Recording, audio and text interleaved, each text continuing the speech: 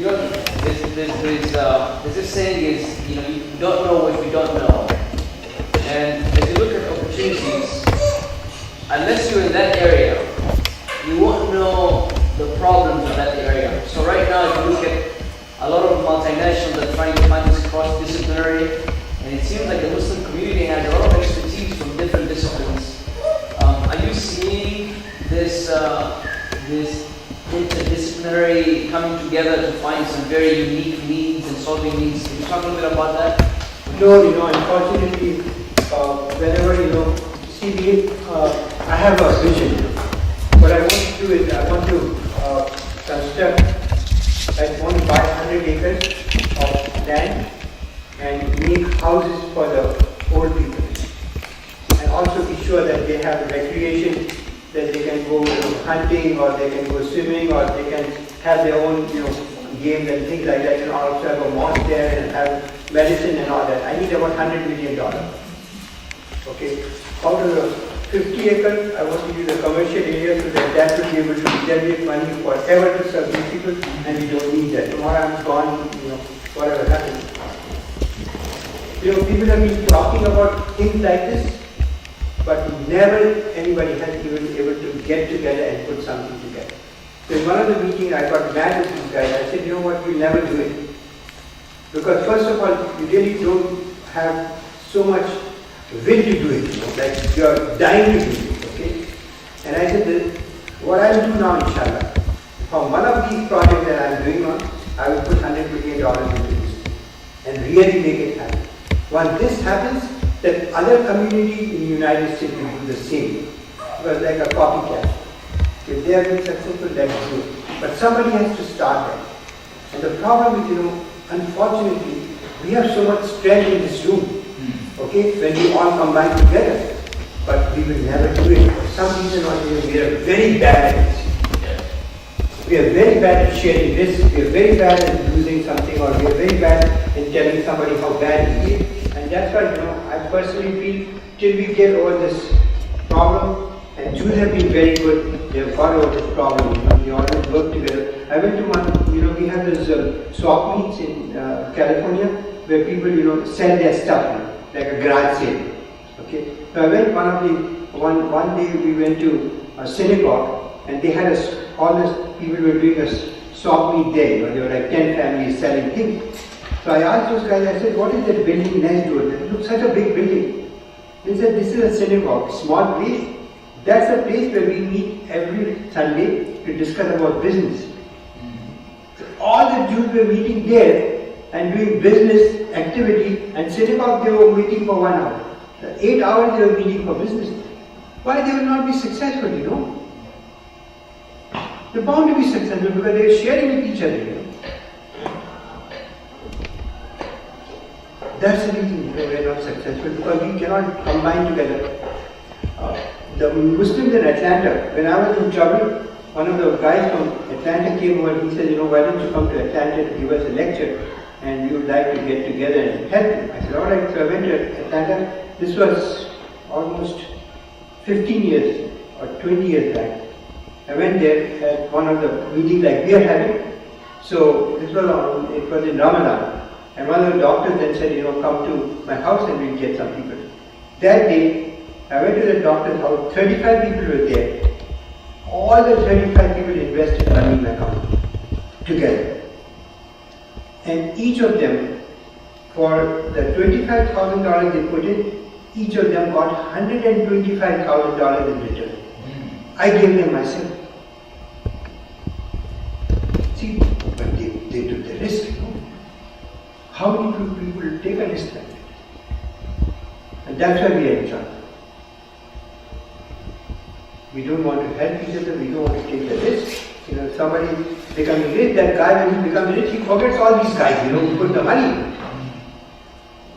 We went to Atlanta about 2 years back, there was a conference, we got all the investors. They said, why are you calling us now? I said, we want to thank you, for what all you have done. And see, because of you, millions of people are not becoming landlords. That is what money you've already got in return, but the amount of help we did, that's helping millions of people, we want to thank you for that.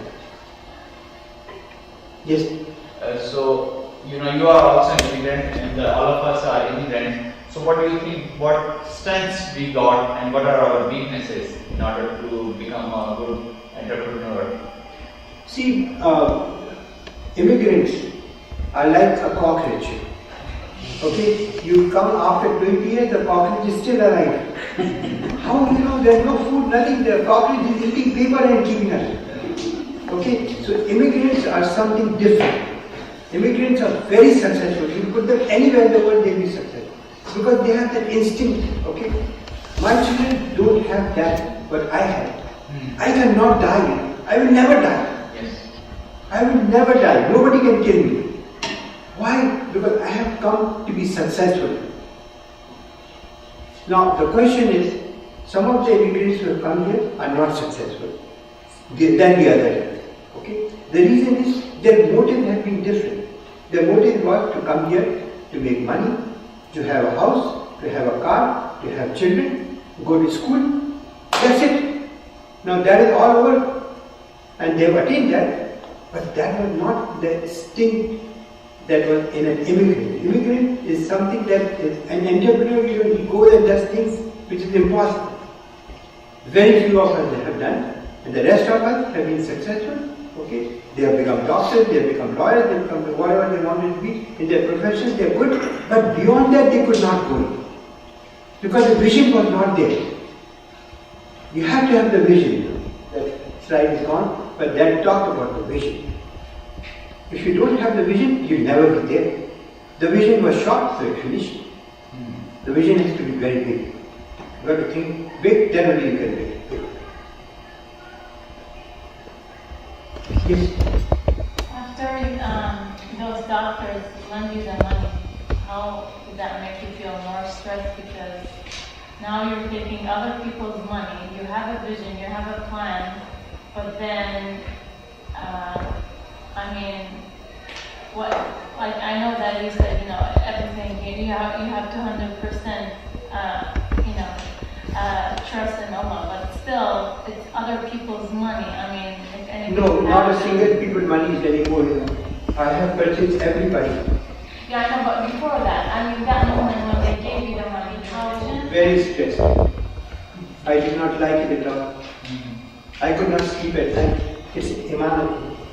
Yeah, this is what I'm saying. It's very difficult, because see, if you have got a real true heart and you want to help those guys to make money, because people have given us money to make money, not to lose. Exactly. Okay, so you are like too much stressed, You're too much stressed because you have got an obligation. The best is not to take people's money and do it very small. That's why I said make it very simple. That's why this business I am in, you need at least close to $100 million to start that business. And you know how much money all the doctors and all gave that night? Was $130,000. That's it. It's like not even peanuts.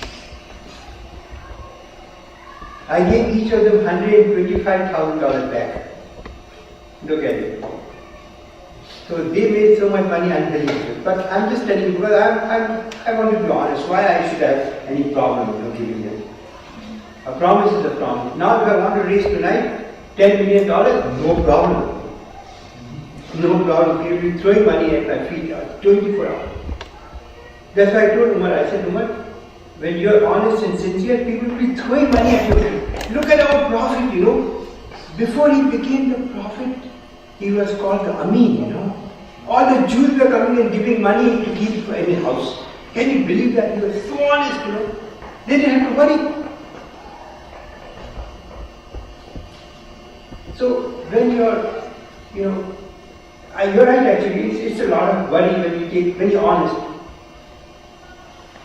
Yeah, you can be like Madoff guy with $40 billion and he's still sleeping, he's good in the jail.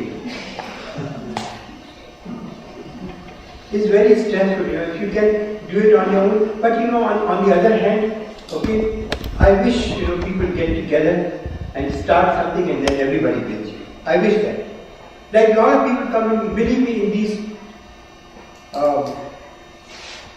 last 10 years, I don't know how much money I have given to people I cannot even count.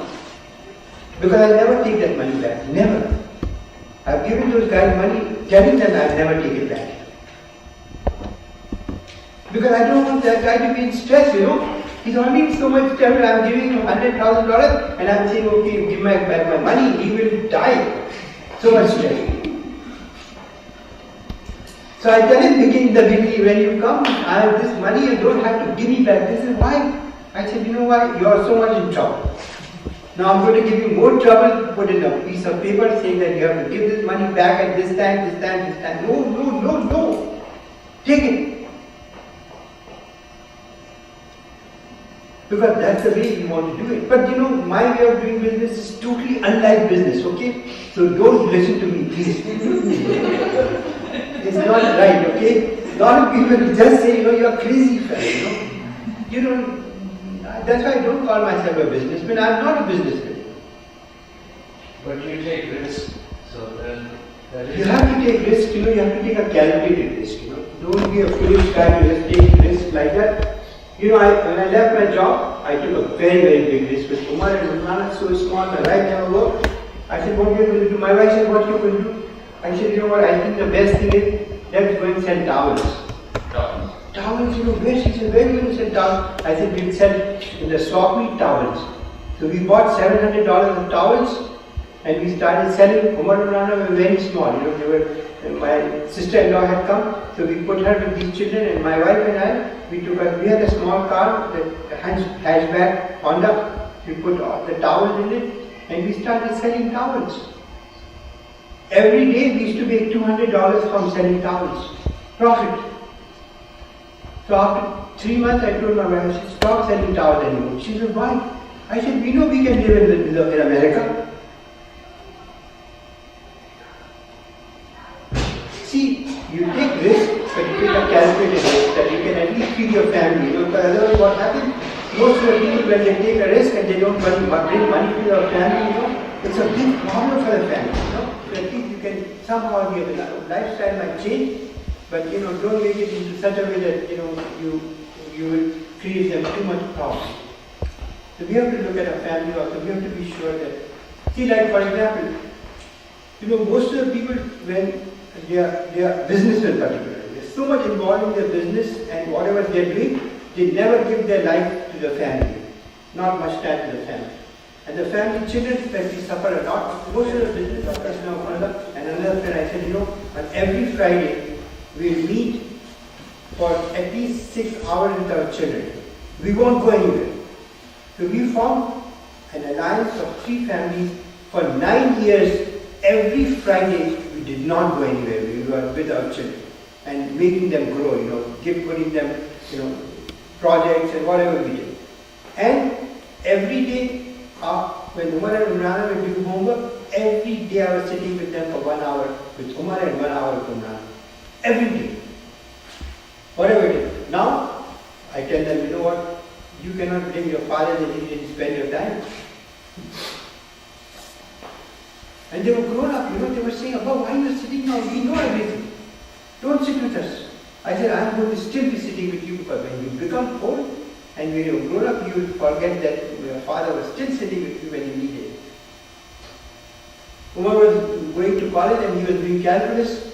So in one of the days I said, Umar, that is what you're doing. He said, Abba, I'm doing calculus. I said, I did calculus 25 years back.